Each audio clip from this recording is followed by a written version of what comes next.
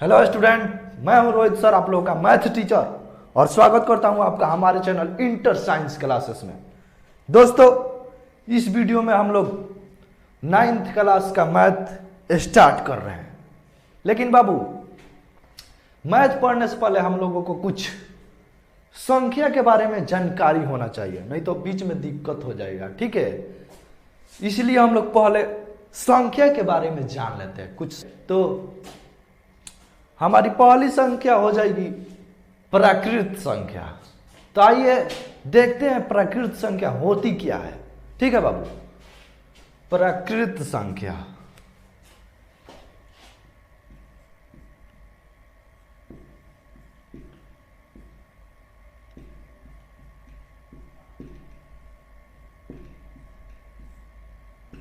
Natural number, natural number. ये natural number होता क्या है, आइए देखते हैं। ध्यान से देखिएगा। हम लोग गिनती गिनते हैं, गिनती याद है आप लोगों को? तो देखिए, गिनती में मतलब जितनी भी संख्याएं होती है ना, गिनती में जो भी संख्याएं प्रयुक्त होती है उसे क्या बोलते हैं? प्राकृत संख्या बोलते हैं। तो गिनती में कौन सी होता है? 1 2 3 4 ये ना होता है। तो देखिए, इसका डिफिनीशन हो जाएगा ना, इसका डिफिनीशन हो जाएगा, गिनती में गिनी जाने वाली सभी संख्याएं क्या होती है? प्राकृत संख्या होती है। तो 2 नंबर देखिए,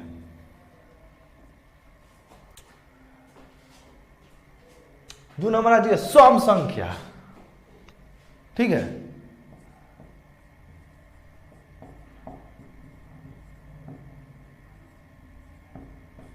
इवन नंबर,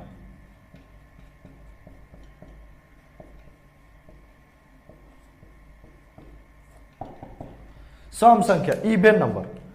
ये वैसी संख्या होती है ना जो ना 2 से कट जाती है, जिसमें 2 से लग जाए ना उसे क्या बोलेंगे? सम संख्या बोलेंगे। ठीक है बाबू, जैसे मैं आपका हो जाएगा एग्जांपल में 2 हो गया, 4 हो जाएगा, 6 हो जाएगा, 8 हो जाएगा, इसमें 2 से भाग लग जाएगा ना।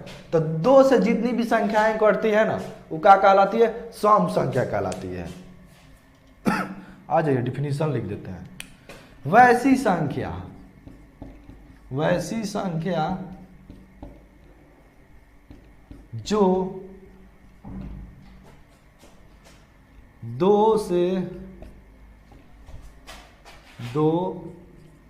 से भाग देने पर कट जाती है या विभाजित हो जाती है, विभाजित हो जाती है, सम संख्या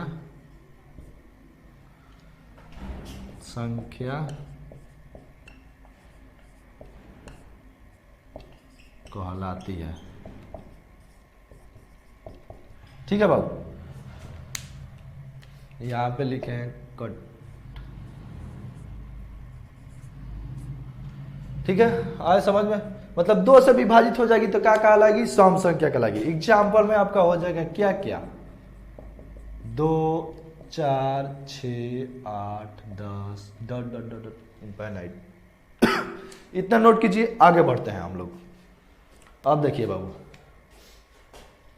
3 नंबर आ जाइए, विषम संख्या।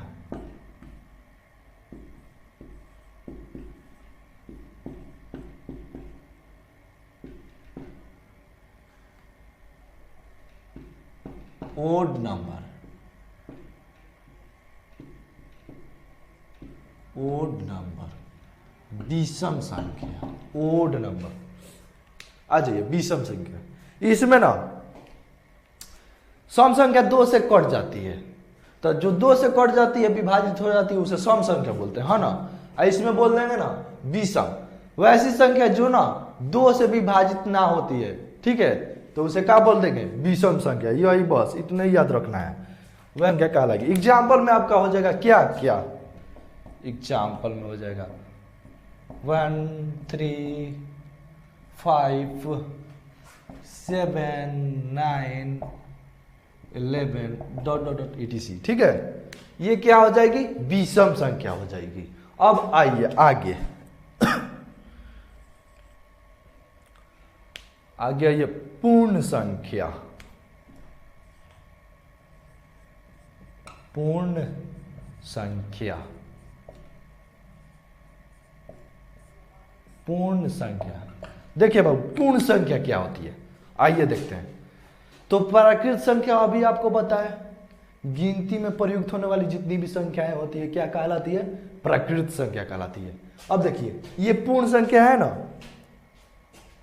जानते हैं इसमें ना खाली प्राकृत संख्या में ना जीरो मिला देंगे ना, जीरो को प्रयुक्त कर देंगे तो ना पूर्ण संख्या बन जाएगी। तो इसका डिफिनीशन क्या होगा, प्राकृत संख्या में जीरो को सम्मिलित करने से जो संख्या प्राप्त होती है, मिलती है, उसे कौन सी संख्या बोलेंगे, पूर्ण संख्या बोलेंगे। आइए यहां पे लिख देते हैं, हो जाएगा बाबू। क्या कह रहा है, डिफिनीशन क्या कह रहा है, प्राकृत संख्या में शून्य को मिलाने से जो संख्या बनती है पूर्ण संख्या कहलाती है। तो प्राकृत संख्या आप लोगों को पता है ना, देखिए 1 2 3 4 डॉट डॉट डॉट etc। इसमें क्या कर रहा है, जीरो को मिला दीजिए, तो जीरो को मिला देंगे तो ये कौन सी संख्या बन जाएगी, पूर्ण संख्या बन जाएगी। इसको आप लोग नोट कर लेंगे, वीडियो को रोक के नोट कर लीजिए। अब देखिए बाबू, अब देखिए ये पूर्णांक संख्या, देखिए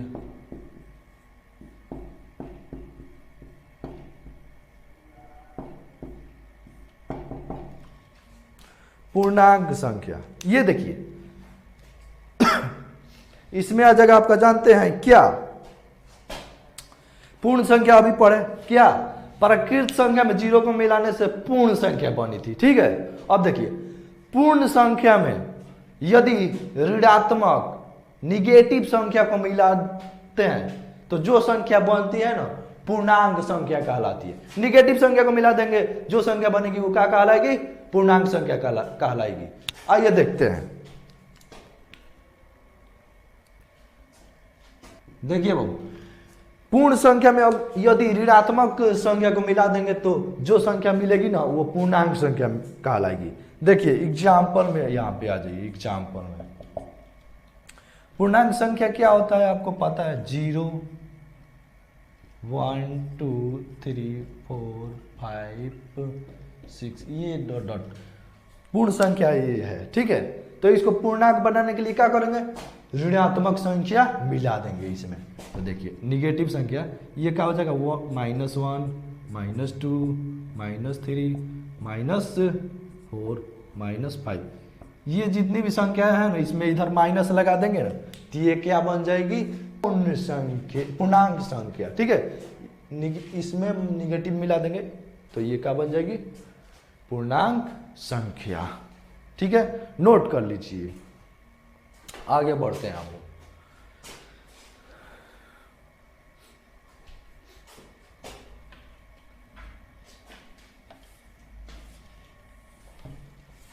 अब देखिए बाबू परिमेय संख्या,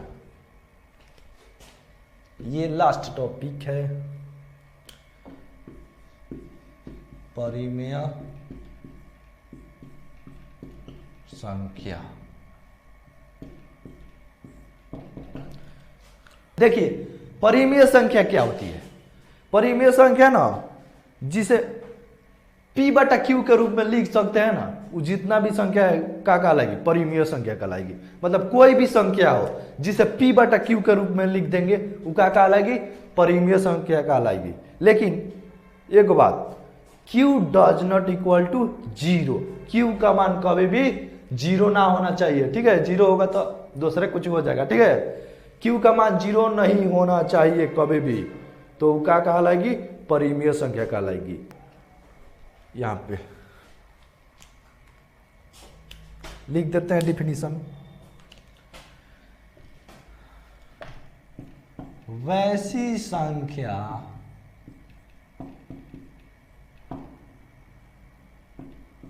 जिसे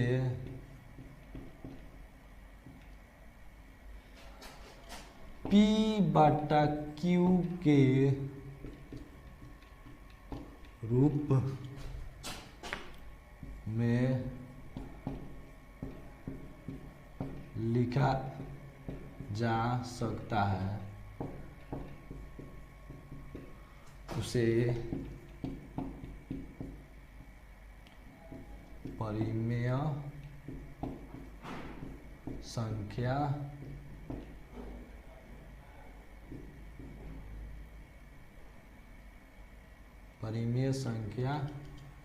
कहते हैं। वैसी संख्या जिसे P बटा Q के रूप में लिख सकते हैं उसे क्या बोलते हैं? परिमेय संख्या बोलते हैं। जहां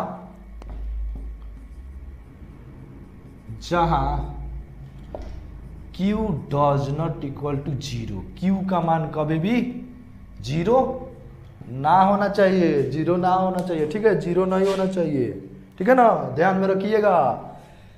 वैसी संख्या जिसे P बटा Q के रूप में लिख सकते हैं या लिखा जाता है उसे कौन सी संख्या बोलेंगे? परिमेय संख्या। देखिए एग्जाम्पल आपका हो जाएगा क्या क्या, एग्जाम्पल हो जाएगा 2 बटा 1, 3 बटा 2, 4 बटा 5 डॉट डॉट बहुत जाएगा। क्या ये परिमेय संख्या होगा? होगा ना होगा। Q does not equal to 0 ना होना चाहिए, ठीक है, Q का मान 0 ना होना चाहिए। यहाँ पे Q का मान 0 है, इसीलिए क्या होगा? परिमेय संख्या ना होगा, ठीक है। तो आज के लिए बस इतना ही। वीडियो अच्छा लगा हो तो लाइक करें, शेयर करें, कमेंट करें। और यदि आप लोग ऑफलाइन क्लास में जुड़ना चाहते हैं तो जुड़ सकते हैं, ऑफलाइन क्लास चल रहा है।